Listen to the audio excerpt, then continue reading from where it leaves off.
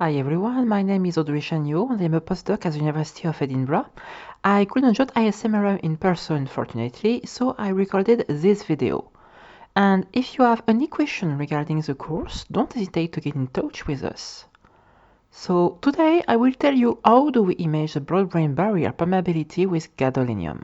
And your first question should be, why would we want to do this? Let's start with a few generalities.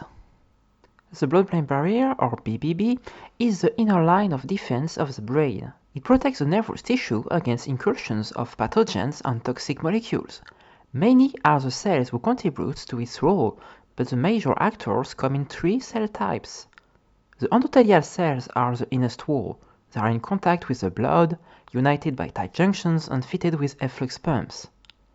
The second layer is made of the pericytes, contractile cells wrapped around the vessels.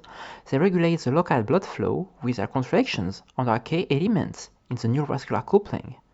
The pericytes are also implied in the formation of new vessels and maintenance of the vascular structure overall. The final cell layer is made of astrocytes, the most abundant non-neuron cell in the brain. They extend processes called end feet that envelop the blood vessels. And we can add the last actor, the basement membrane, a 200 nanometers layer of glycoproteins. Now consider that this thin defense line runs over 400 miles. So, as we get older and older, some breaches will start to appear. First, they are insignificant and quickly patched, but they accumulate. Blood vessels get leaky, pericytes dies, the flow declines, hypoxia reigns, microglia activates, the brain tissue inflames. And inflammation in brain, that's no good.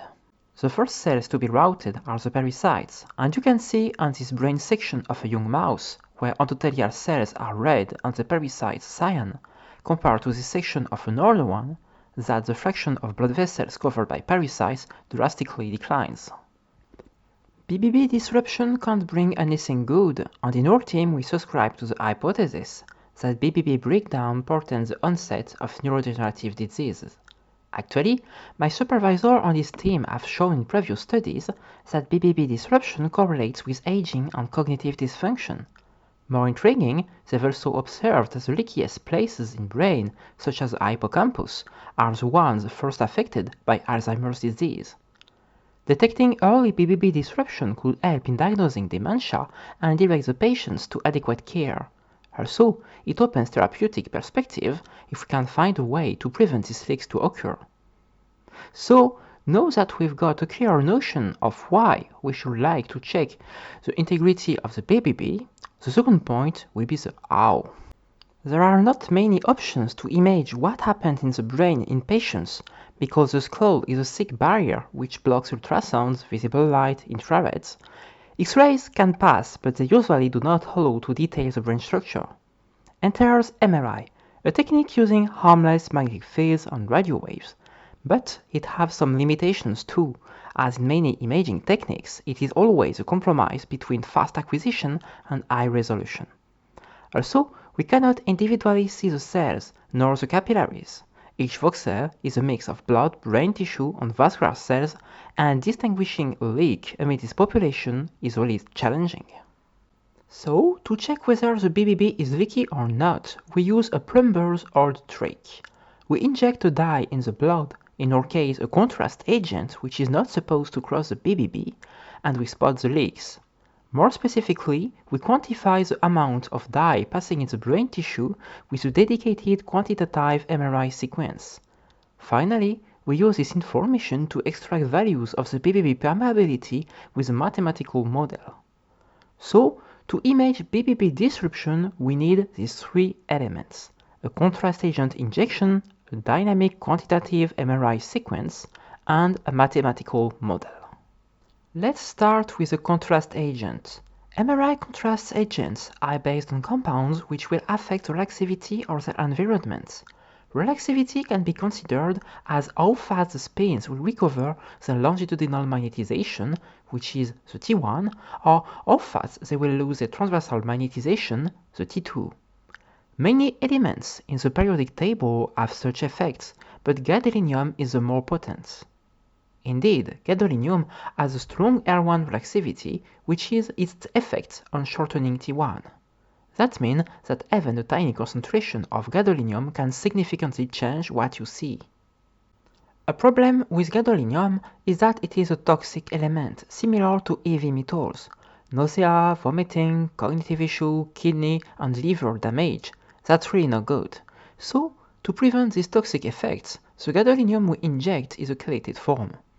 This means it is conjugated to a chelator, a molecule which strongly binds to metals. The chelator forms a molecular cage around the gadolinium and safeguards the body against its toxic effects. Chelators come in different forms, allowing a variety of uses. Here are some examples of FDA-approved gadolinium chelates that we can split in families. For example, there are linear and cyclic molecules, the latter being more stable. There are also lipophilic and hydrophilic compounds, ionic or neutral, and this variety in choice creates variety in use. For example, the gadophosphate binds to albumin, a property that makes it very well suited for angiography but will impede its crossing of the BBB. It is also worth to note that cyclic agents, as they are more stable than the linear ones, are now preferred when it comes to clinical use. Commonly used agents in BBB permeability assessments are Gadovist, Dotarem, and multi-ENS. They are all good, but you have a small preference for multi-ENS for its higher reactivity, so it's a linear agent. It is important to note that the reactivity of net contrast agents depends on its environment. Notably, it depends on the magnetic field strength, on whether it is in blood or CSF, on temperature. Hence, it's important to either recover this value from a paper using the same context as your study, or alternatively, you can calculate it yourself if the value is not known for your agent and the conditions you will use. I am referring in particular to the preclinical studies for which some contrast agents that are not used clinically can be available but lack this fundamental characterization. There is also an important point that we must cover, the injection itself. Indeed, while the concentration in tissue is the first element required to model the BBB permeability, the second is the concentration of contrast agent in blood, and this is mainly driven by the injection. That's why you want this part to be reproducible. In clinical studies, most teams inject a bolus of 0.05 to 0.1 millimoles per kilogram, which represents something between 5 to 15 milliliters, injected at a 3 milliliters per second rate. Because the agent is injected during the acquisition, we use a catheter and we use something like 25 milliliters of saline to flush it and prevent gadolinium still in the catheter to slowly pass in the blood after the initial bolus. Now we injected it. To explore directly this contrast agent, we need to calculate its concentration. Do you remember R1, the reactivity of the contrast agent reflecting its effect on T1? In this equation, you can see that the T1, or more precisely its inverse value, is proportionally affected by the contrast agent concentration times its R1. Hence, to measure the concentration of the contrast agent in tissue, we need to know three things: its R1, the T1 in the tissue before contrast injection, and the T1 in tissue after contrast injection. And now you start to see it coming. The DC MRI sequences are actually fast T1 mapping sequences. There are many ways to map the T1. The gold standard method is the inversion recovery, which was developed in the 40s during the early ages of nuclear magnetic resonance. In this sequence, a 180 pulse precedes the other pulses, delayed by an inversion time Ti. The echoes generated for different Ti's allow to reconstruct the T1 recovery curve. By fitting this curve to the general T1 recovery equation, one can recover the T1 of the tissue. However, this sequence has a problem: it is slow. Even with acceleration method, such as fast spin echo, it typically takes 5 to 10 minutes to image a single slice. A faster alternative is the variable flip angle or VFA technique. In this method, the relation between the MRI signal, the T1 and the flip angle is exploited to calculate the T1 map by repeating an image with different flip angles, usually 2 to 7. then using only one flip angle along the dynamic acquisition to calculate the change of T1 caused by the contrast agent. This is the kind of method we use in our lab because it is among the fastest with an acquisition time of a few seconds per image. It has some weaknesses though. For example, the measured value of T1 is often 10 to 20% lower than what we should obtain with the inversion recovery technique. It makes VFA unsuited for exact T1 measurements, but as these differences are proportional to the actual T1 value, we can ignore these for DC MRI. Another method which is quite common is the dwell time saturation recovery. It is built over a saturation recovery method which uses a number of 90-degree pulses with a short TR to saturate the spin relaxation and extract the value of T1.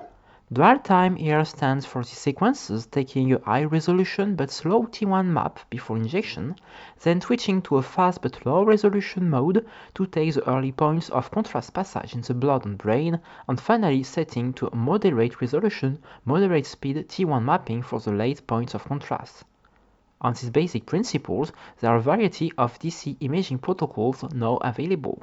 Some are in 2D, some in 3D, some can be acquired in 5 minutes, others require 30 minutes.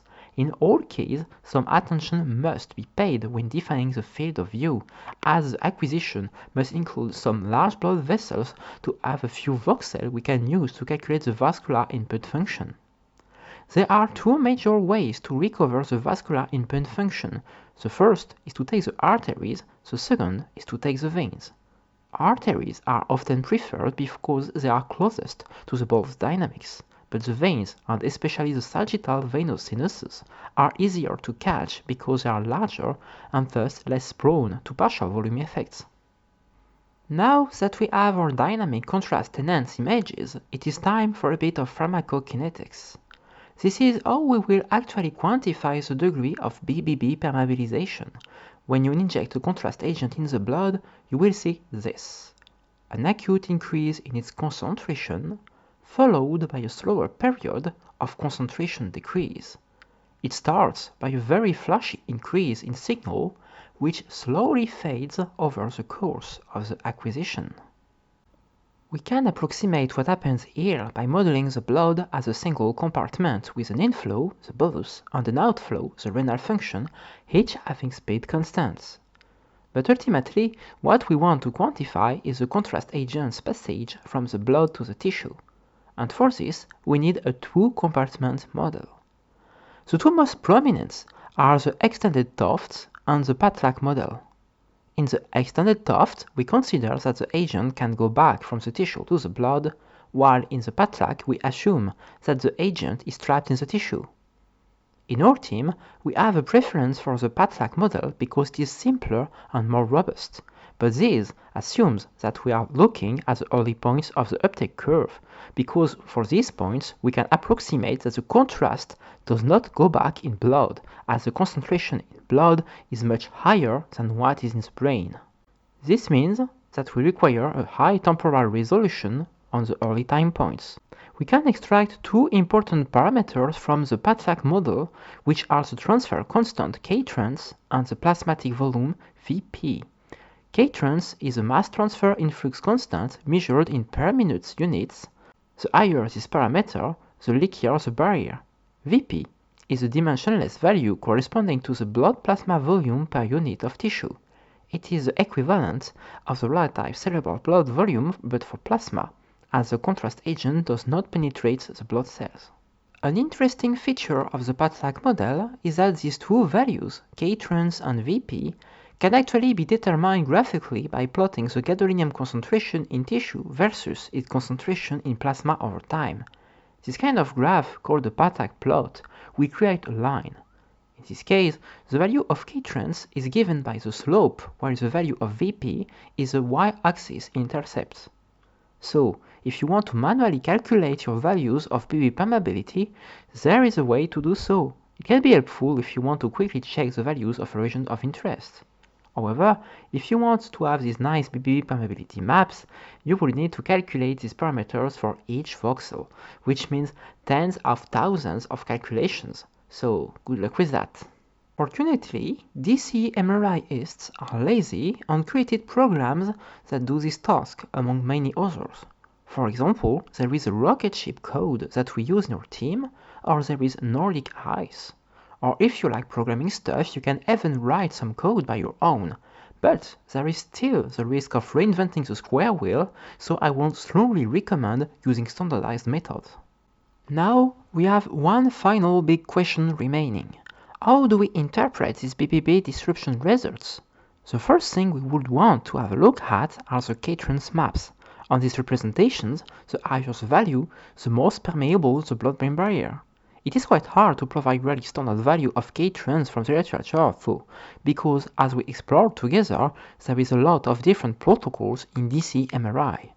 I published a review 2 years earlier where I discuss it in more details, but what we observed is that reported control values for the K-trans in healthy brain group are around 0.001 per minute, though some studies are going down to 1,000 times lower.